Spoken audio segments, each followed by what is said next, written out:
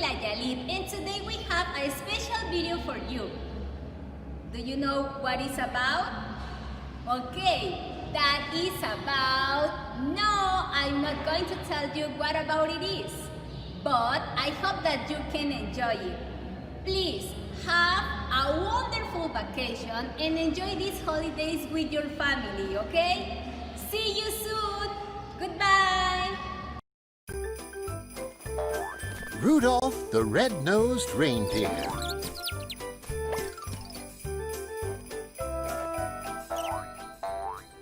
Hello, boys and girls. My name is Sam the Snowman. I'm going to tell you how Christmas was almost canceled one year, and how a little reindeer with a shiny red nose saved the day. It all began in Christmas Town at the North Pole. That's where Santa Claus lives with his wife, Mrs. Claus. Their home is a castle in the middle of a snow-covered forest of glittering Christmas trees. Every Christmas, Santa delivers toys to good little girls and boys. And every Christmas, little reindeer dream of becoming part of Santa's team when they grow up. Donner, one of Santa's reindeer, hoped his newborn son Rudolph would follow in his hoofsteps. But when Rudolph's nose began to glow, Donner cried, "He has a shiny nose! I'd even say it glows!" Just then, Santa arrived to meet the new reindeer. When he saw Rudolph's bright red nose glowing, he said, "Let's hope it stops if he wants to make the sleigh team someday." And off he went. "We'll just have to hide Rudolph's shiny nose so that he looks like all the other little deer," said Donner as he covered Rudolph's nose with mud. Rudolph was very unhappy, but he kept his nose hidden as well as he could. Later at the reindeer games, Rudolph met a pretty doe named Clarice. She was there to watch the young reindeer practice their flying. Rudolph was shy, but he asked if he could walk her home after the games. Clarice agreed and said, "I think you're cute." That made Rudolph so happy that he flew high in the sky on his very first try. Santa and Comet, the flying coach, were amazed.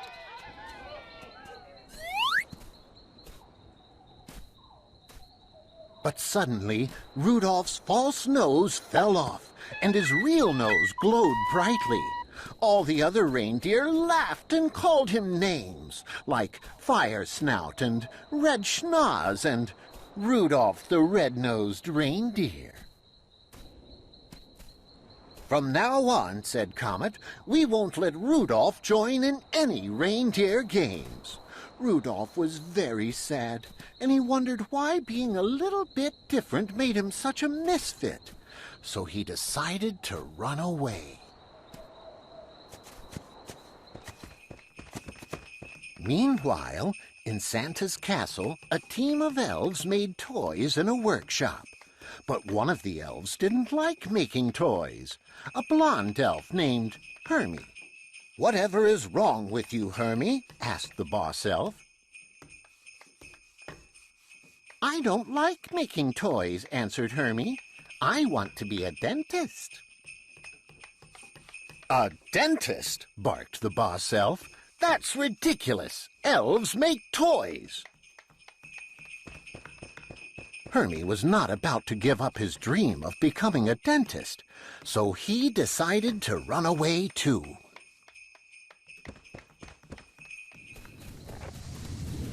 Soon the two misfits met and became good friends.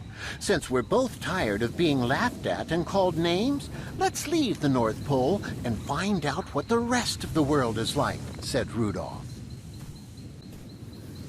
So off they went, looking forward to new adventures, but knowing they had to beware of the abominable snow monster of the north.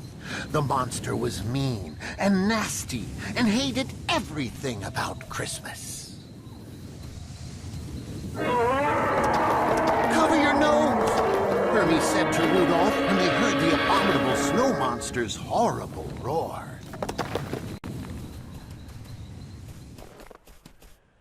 Before long, they ran into a prospector named Yukon Cornelius. "This land is rich in silver and gold," he said. Yukon was an unusual character, but he had a good heart and offered to give Rudolph and Hermie a ride on his sled.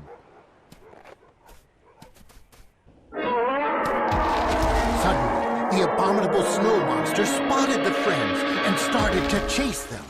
"We're trapped!" cried Rudolph. "My nose is giving us away!"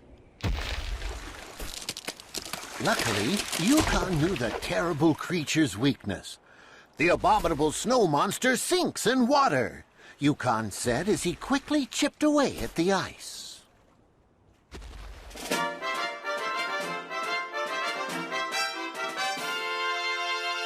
The three friends escaped on a sheet of floating ice and soon found themselves on the island of misfit toys. King Moonracer, the flying lion who ruled the island, explained that every year he flew around the world to rescue misfit toys that nobody wanted. Each toy was free to live on the island of misfit toys until some child decided to adopt it, because no toy could be truly happy until a boy or girl loved it.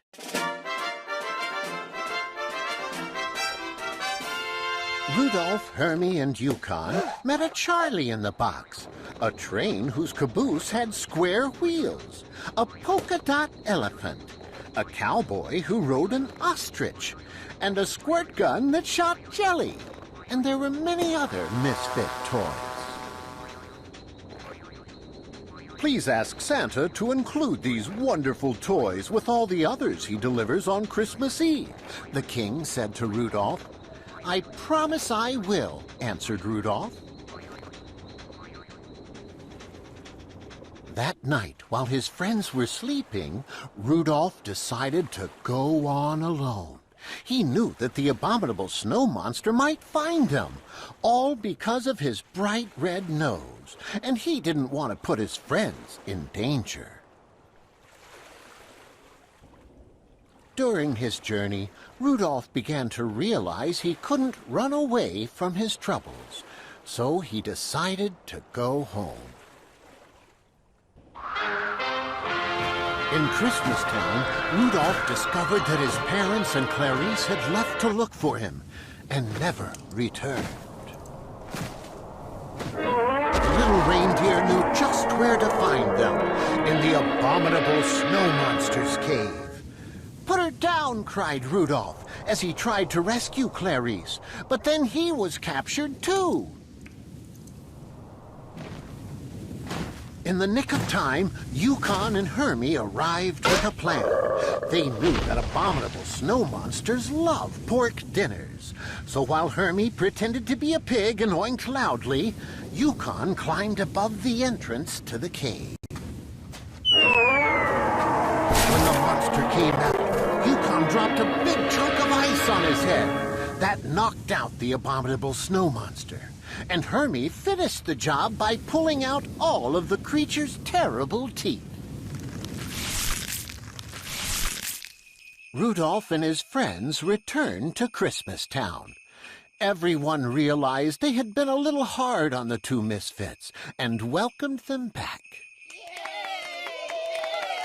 At first, everyone was afraid of the abominable snow monster. But Yukon assured them that he was now as tame as a kitten, and that his real name was Bumble.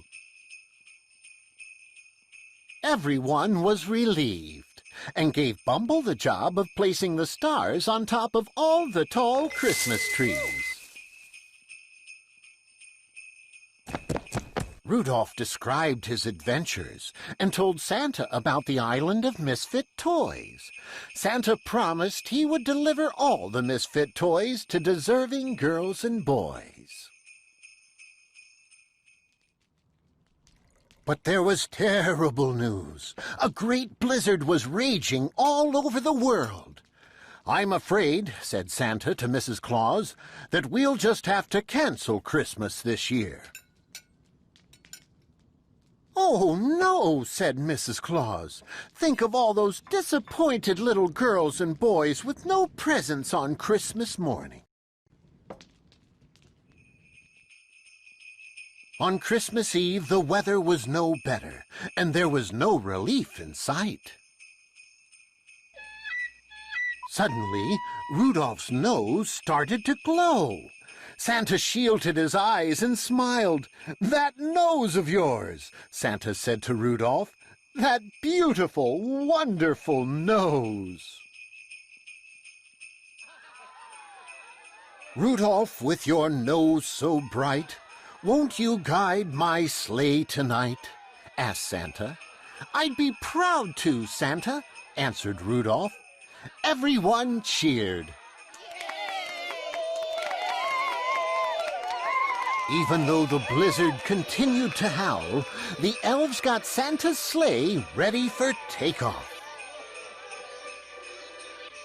Santa put on his red suit.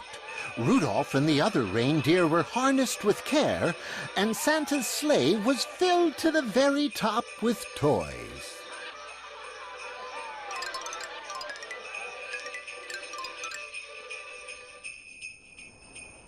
"First stop is the island of misfit toys," Santa said. "Ready, Rudolph?" "Ready, Santa," Rudolph said, and his nose glowed as bright as a beacon in the night. "Up, up, and away!" called Santa. Off they flew into the dark sky to deliver toys to girls and boys, with Rudolph's shining nose guiding the way. And Rudolph went down in history as the most famous reindeer of all. You'll go down in history.